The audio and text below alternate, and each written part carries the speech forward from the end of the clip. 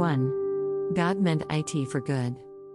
When Joseph's brothers saw that their father was dead, they said, "Perhaps Joseph will hate us, and may actually repay us for all the evil which we did to him." So they sent messengers to Joseph, saying, "Before your father died he commanded, saying, Thus you shall say to Joseph, I beg you, please forgive the trespass of your brothers and their sin, for they did evil to you. Now, please, forgive the trespass of the servants of the God of your father." And Joseph wept when they spoke to him. Then his brothers also went and fell down before his face, and they said, "Behold, we are your servants." Joseph said to them, "Do not be afraid, for am I in the place of God? But as for you, you meant evil against me, but God meant it for good, in order to bring it about as it is this day, to save many people alive. Now therefore, do not be afraid, I will provide for you and your little ones." And he comforted them and spoke kindly to them. Genesis 50:15-21. One of the favorite Bible stories is the story of Joseph.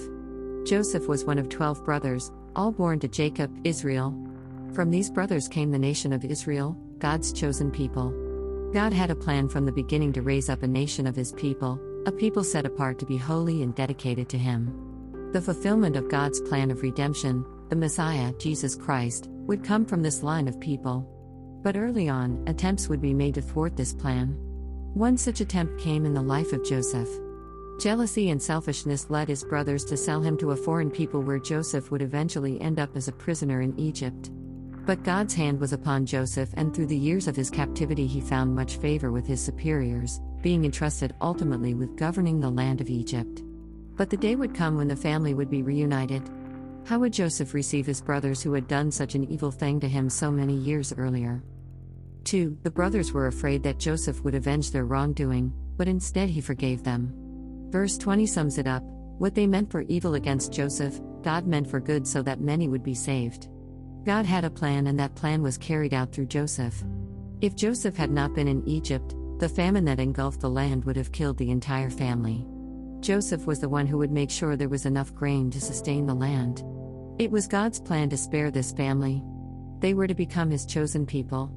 It was God's plan to use Joseph. It was God's plan to work for good the evil that Joseph had endured. For us today, God has a plan. Regardless of the evil that comes against us, God can work it together for good. Look to the Lord and ask him to work all things together for good.